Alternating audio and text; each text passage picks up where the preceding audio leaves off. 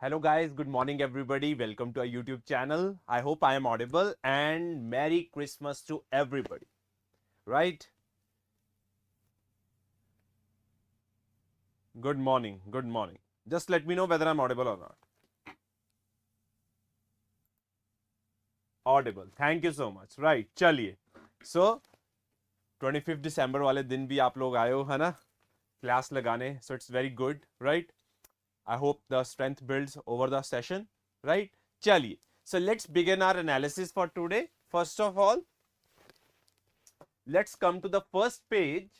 Tanker with Indian crew hit by drone in Red Sea. Now, I think everybody is aware of the situation which is being happening in the Red Sea, and what we can know about this situation is that there have been a lot of attack that is being carried on the container ships, and one such drone attack was on this ship that was basically, अगर हम बात करें गेबन country की थी, but इसमें जितना भी crew था, all the crew was Indian, right? So as a result, tanker with Indian crew hit by drone in Red Sea, but the crew is safe and the vessel is heading towards India. US Central Command says it received reports from two ships that were under attack. USS Laboon responded to the distress calls. I hope you are able to understand this basic news, that what is being happening in the situation if I talk about in Red Sea. Now, I think it is very easy and let's say very simple to comprehend that the Red Sea में अगर हम बात कर रहे हैं, there has been activity that is being going on from Houthi rebels, which is backed by Iran. And one thing we can be assured is that the Houthi rebels are basically fighting for the people of Gaza, and they are saying something like that they stand with Gaza. The attack which has been penetrated, if we talk about, by Israel on Gaza. So as a result, if we talk about Red Sea, it has become the new hotspot, and the ships and the vessels that are going through Red Sea are under continuous attack if we talk about let's say from Houthi rebels. So one such attack has taken place on this ship, and it is let's say everything is all right, but we need to be aware if we talk from our geopolitics point of view, if we talk from IR point of view, and if we are talking from prelims perspective, then you need to remember every day I am telling you that जो Persian सी के साथ अगर हम बात कर रहे हैं, red सी के साथ बात कर रहे हैं, ठीक है, पर्शियन गल्फ के साथ बात कर रहे हैं, रेड सी के साथ बात कर रहे हैं, बबल मंदेब के साथ बात कर रहे हैं, ये जितने भी स्ट्रेट वगैरह हैं, रेड सी है, ठीक है, हमारा ये सारा एरिया है, ये बड़ा इंपॉर्टेंट हो जाता है, राइट? तो आपको इसके रिलेटेड प्रॉपर ज्योग्राफिकल इंफॉर्मेशन होनी चाहिए, and which are the countries that are surrounding it, whether it is the West Asian countries or whether they are the African countries. You need to remember each and every point which is there on the map, so that if any question is encountered in the examination, we are in a capacity that we can handle them very much easily, right? Okay. Now, coming to the next part, it is our editorial page, right? So this is related to Wrestling Federation of India, that has been the new, that was appointed. It has been now suspended by the central government. I think everybody is aware of the situation that was happening. Sakshi Malik retired from, if we talk about from wrestling, then we had Bajrang Punia returned his Padam Shri award, right? So these were the developments that were taking place. As a result, center ने क्या किया है, suspend कर दिया है World Wrestling Federation of India को. Now, World नहीं, Indian Wrestling Federation of India. Now, let's understand this editorial. It is very, very interesting. It is related to India's job crisis, the macroeconomic reasons. Now, this article, if I tell you, it is around a concept that you must have heard about in your economics, that is jobless growth. It is revolving around jobless growth.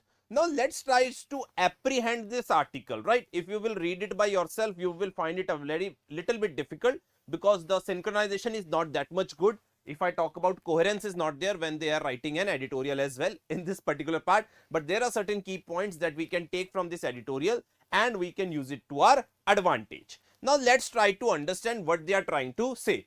First of all, they have differentiated between two terminologies, that is wage labor and jobs, and I'm telling you these type of questions can come in the prelims as well, right? So they can give you two statements related to wage labor and jobs, and they can ask you that give one statement, second statement, which of the following statements are correct, or how many statements are correct.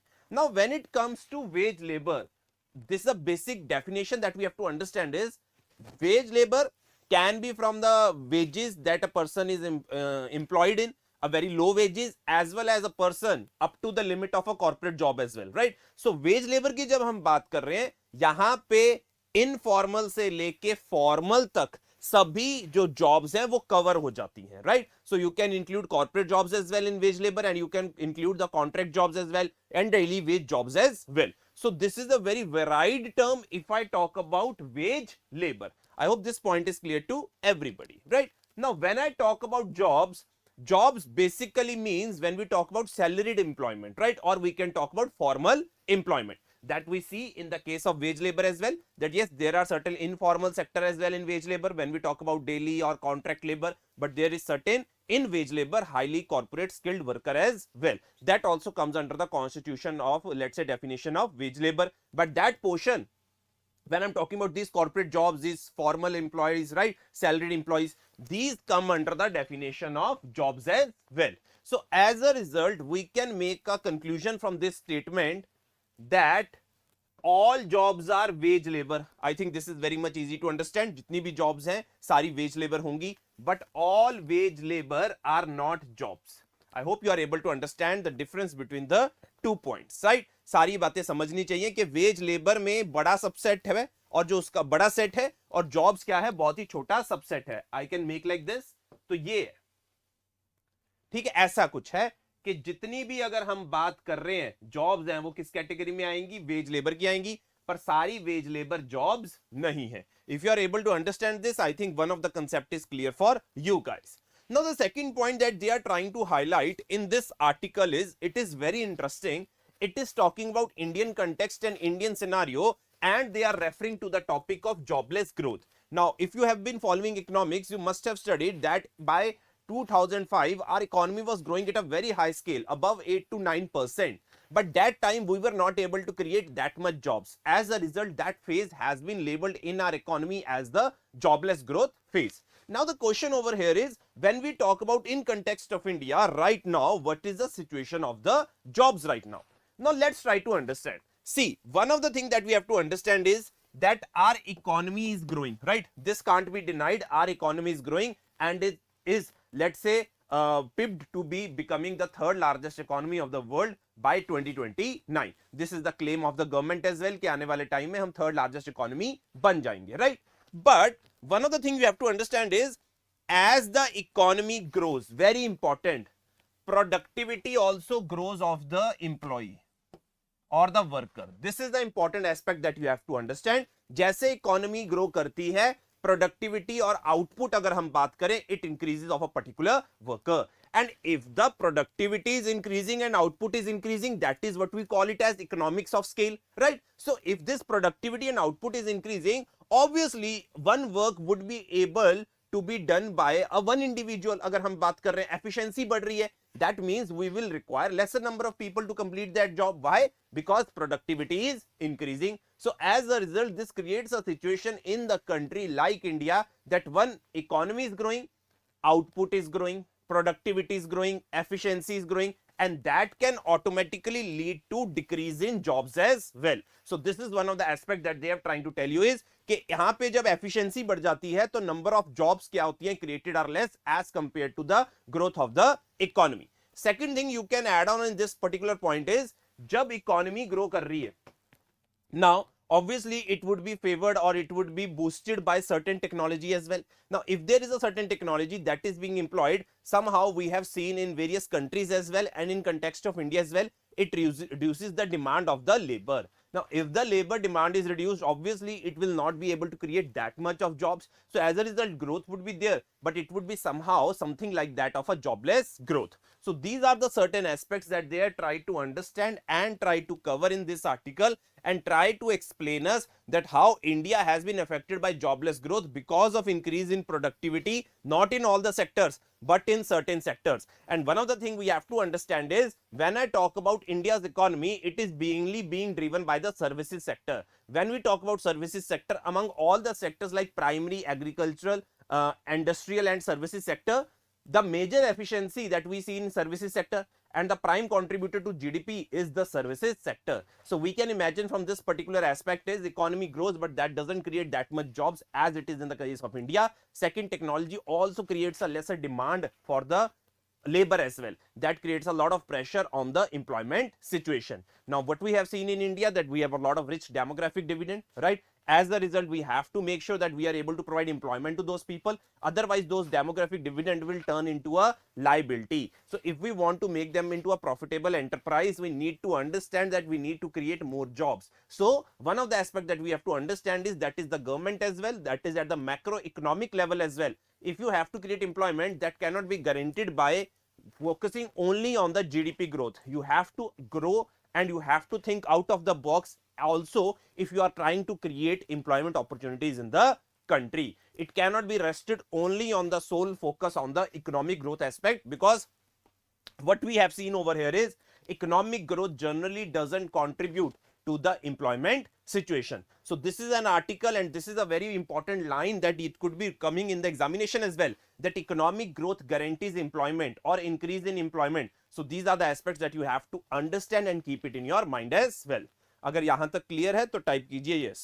हाँ जी, ये article clear है तो बता दीजिए, नहीं clear तो मैं फिर से एक्सप्लेन कर देता हूं. हाँ जी.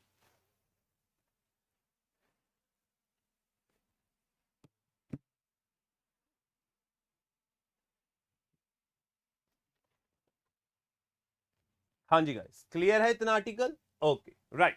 Now, coming to the second editorial, it is also very interesting and it is related to security in the Indian Ocean region. Here the topic of debate is very interesting. It is related to the evolving role of the Colombo Security Enclave. Now, one thing I need to tell you that Colombo Security Enclave is a, what we call it as a agreement, or it is an let's say what we call organization, या कह सकते हैं एक तरह से grouping है basically that deals with discussion of security in the Indian Ocean region, right? So very important thing you have to understand is that this Colombo Security Conclave, it is related to security in the Indian Ocean region first of all. Now let's try to apprehend the whole situation, how it was formed. It was formed in early 2010s, in 2011 something, by the grouping of India, Sri Lanka and Maldives, right? ये चीज पहले पता होनी चाहिए. Initial members कौन थे? India, Sri Lanka and Maldives. After that it was extended to later on to Mauritius, Seychelles and Bangladesh, right? So these are the two things that you have to keep in your mind when I'm talking about Colombo Security Conclave. First of all, it was initially a grouping of India, Sri Lanka and Maldives. Now it has been extended to Mauritius, Seychelles and Bangladesh. Now let's try to understand. Colombo Security Conclave is related to maintaining the stability and the security in the Indian Ocean region. Mainly what it tries to focus on कि यार एक तो यहाँ पे piracy ना हो, trafficking ना हो, यहाँ पे सिक्योरिटी बनी रहे, यहाँ पे हम ड्रग ट्रैफिकिंग को रोक सकें, ह्यूमन ट्रैफिकिंग को रोक सकें, राइट? साइबर क्राइम्स को रोक सकें. So these are the areas where they are trying to build their cooperation on in these areas of, let's say, in the particular region of Indian Ocean region. Now, one of the things you have to understand is that there are certain changing dynamic scenarios that are being confronted by India in this Indian Ocean region. So first of all, you can be seeing from this particular grouping कि इनमें से अगर कोई सबसे बड़ी economy है तो वो कौन है? इंडिया है. ये चीज हमें समझ में आती है. तो obviously who is the leader of the pack in Colombo security conclave? It is India. So it is India's responsibility to be the leader of this pack and try to maintain the stability in this Indian Ocean region as well and security as well. Now, how can India ensure that? First of all, let's try to understand what are the constraints in the relationship that is being faced by Colombo Security Conclave grouping. First of all, now you have seen what has happened in the case of Maldives. First of all, they are more closer to China, first of all, and second, what we are seeing from their policies, as they are asked Indian personnel to withdraw from their territory as well, that they are trying to maintain a geographical isolation and they are trying to focus more on their let's say national security, or we can say national interest, rather than going for this multipolar polarity of grouping of this Colombo Security Conclave, right? इसके ऊपर ज्यादा focus नहीं है उनका, अपनी domestic isolation पे ज्यादा focus है और वो चाइना के ज्यादा पास है. इंडिया से उन्होंने दूरी बनाने की कोशिश करी है अगर हम बात करें about the Maldives. Second major concern apart from Maldives is the concern that is coming from China. I think everybody is aware that how is China helping these other countries that are part of Colombo Security Conclave. It has trapped Sri Lanka inside the debt trap. Maldives is closer to China, right? And all the other countries are being taking help from one way or another by giving them certain ports, right, for the development of, let's say, their area. But in return, what they are trying to do is China is getting all the help and the required ammunition that is required in order to circle China and in order to circle India and to contain India as well. So these are the two important constraints that we can see in this context of Colombo Security Conclave that India is right now facing. One is the constraint they are facing from Maldives, and second is the constraint that they are facing from the China, right? Because of the aggressive policies that China has been undertaking in the region of Indian Ocean region. But one thing we have to understand is since 2021, this conclave has investigated terrorism, terror financing, narcotic trafficking, cybercrime security, marine pollution, maritime law and coastal security. In 2022, for the first time, an organization was held on a conference of coastal security. The next iteration of these conferences are scheduled for 2024. Joint working groups have been established or are finalized on terrorism, cyber security, transnational organized crimes. Apart from regular NSA and Deputy NSA meetings, the countries are collaborating on capacity building in sectors such as counter-terrorism, police, law enforcement and cyber security. So I think it is available and understood to everybody that how much they are trying to focus, and they are trying to build a narrative which is entirely and solely focused in this Indian Ocean region, so that we can build a consensus among other countries as well that are part of Colombo Security Conclave. If we will try to say that we are just doing any policy or part being opposite to China, then that cannot be manifested at the ground level at Colombo Security Conclave. So they have tried to maintain a very neutral stand of this security conclave, where they are trying to focus on maintaining the security aspect, which is very important from all the countries that are a part of Colombo Security Conclave. And it would be very evident and urgent on the part of Maldives as well, if they are able to understand this aspect, कि अगर वो इसमें अपने आप को isolate करेंगे, then it is not only good for Colombo Security Conclave, but it is also not good for them as well. So this is the aspect that they have tried to ascertain in this particular provision of Colombo Security Conclave. From our prelims point of view, what are the major groupings, countries that are part of this Colombo Security Conclave, and second upon the various agreements that have been part of this Colombo Security Conclave. If you are able to understand this, I think a lot of position would be very much accomplished, right? Okay, now moving to the next part, unpacking the first ever COP Health Day. Now, one of the things you have to understand is that this is highlighted in this article as well, that when we talk about climate change, it is directly related to health, right? Now, one of the things that we can say is climate crisis is a public health crisis, like severe temperature, heat stress, excessive rainfall, floods, increase in water, vector-borne diseases and frequent extreme weather events are all evidence to this existential threat to our health security. That is why WHO declared climate change as a global threat to, or to greatest threat to global health in the 21st century. Now, I think everybody is aware of the situation. COP has been over. Now, in the third day of COP, I think it was on 3rd December that they tried to dedicate it to a special COP Health Day, basically to try to manifest the importance of climate change direct impact on the health sector, कि climate change का direct impact health sector के ऊपर कितना है, and we are all evident from that. India is also facing this problem that climate change is resulting in many problems, in lot of diseases as well, poverty, inequality, and that is driving a major threat to the global world in this 21st century. Now, there was a particular book, I don't remember the name, it has been written by a very well-renowned person, where they have mentioned what are the various threats to internal security. When I talk about various threats to internal security of a country, we talk about Naxalism, India की बात करते हैं, terrorism की बात करते हैं, फिर हम insurgency की बात करते हैं, then we talk about organized drug nexus की बात करते हैं. But in that book, climate change is also one of the most important internal security threat that the countries are facing right now. You can see what the impact could be. It is posing a lot of impact on the public health. It is impacting a lot of health on the GDP of the country, on the resources of the country, on the human capital of the country. Now, one of the things we have to understand is India was not a part of this COP Health Day where they tried to focus on this aspect कि हमें यार health को maintain करना बड़ा जरूरी है और climate change का हेल्थ के साथ बड़ा रिलेशन है. As the result, now this resolution has been mandated and signed by 143 countries. I will tell you the name of the resolution as well, right? If I am able to find out over here. Right.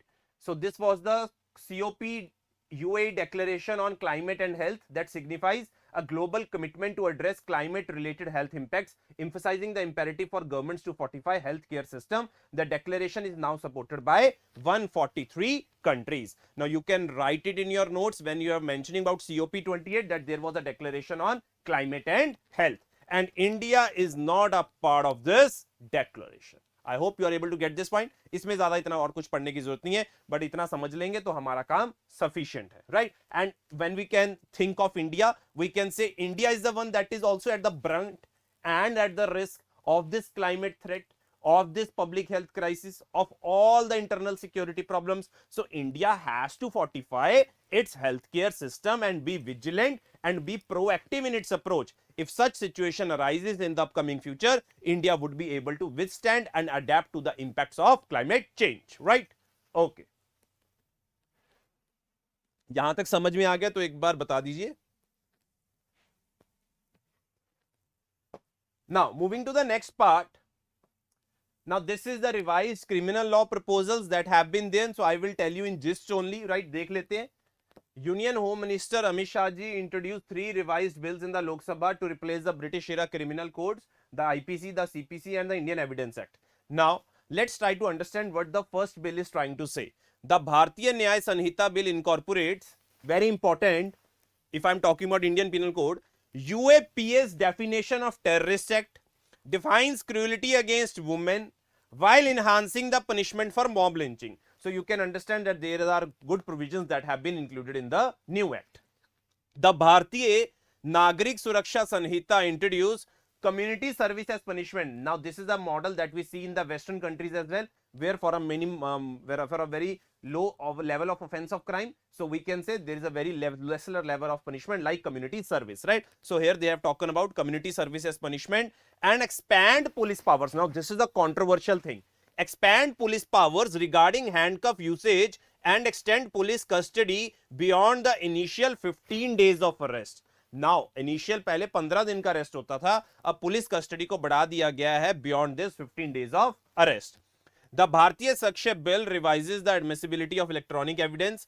Concern raised by experts focused on extended police custody during proposed in the Bharatiya Nagrik Suraksha, but we call it as Sanhita bill, posing potential risk to civil liberty due to increased exposure to police excesses and the potential for coerced evidence, right? So these are the controversial things that are there in this particular bill, right? Okay. Now let's see if anything interesting is there. I don't think so, right? So this is not that important. ये सारा political articles हैं, right? Center plans to revive tax cut on sugar export, right? So you can see that. WHO urges nations to raise surveillance against COVID-19, right? So recently जो अभी उसका variant आया है JN.1, right? So you need to be remembering the variant that has recently come, JN.1. तो इसको एक बार देख लीजिएगा, यहाँ पे important है, ठीक है? 140 private universities set up in India over past 5 years. Gujarat has the highest share. एक बार देख लीजिएगा, यहाँ पे और कुछ important नहीं है. Now coming to the world page, I think everybody knows Israel bombs northern Gaza. Both sides suffer losses, right? Nothing important. Moving to economics, we don't have economics page for today, and we are done with our today's analysis, right? So these were the important and the interesting and the very interesting articles जो आज Indian let's say Hindu के newspaper में आए थे. बड़े important article है, please पढ़ लीजिएगा एक बार फिर से, so that you have a better clarity related to this topic, right? आपकी क्लैरिटी अच्छी हो जाती है, इसका यही फायदा होता है, बाकी और तो क्या फायदा है, ठीक है? एक बार दोबारा पढ़ने का यही फायदा होता है. Once you are done from my analysis, you can go and home and revise and read the editorials and make short notes in them so that it is better for you guys, right? So let's end this session right now. I hope you were able to understand this, right? And enjoy your day. Merry Christmas and celebrate it with your family. And tomorrow, most probably tomorrow's class is on the same time, that is 9 AM. We do not have any changes for tomorrow. If there would be any changes, it would be informed via the premiere आपको पता ही चल जाता है, premiere timings आपको पता चल जाएंगे, right? But session होगा ही होगा, don't worry about that. So thank you so much, take care, bye bye and enjoy. Sir tell me about parliament sovereignty. Okay, so एक बार बता देते हैं यार, पार्लियामेंट सॉवरेनिटी यूके में माना जाता है कि पार्लियामेंट सॉवरन है. The ability of sovereignty is that, जो जिसके अंदर हम बोलते हैं सारी पावर उसके अंदर है, अपने डिसीजंस खुद ले सकते हैं, दैट इज सॉवरेनिटी, पार्लियामेंट के पास है. जैसे हमारे देश में जो सॉवरन है वो कॉन्स्टिट्यूशन है, राइट?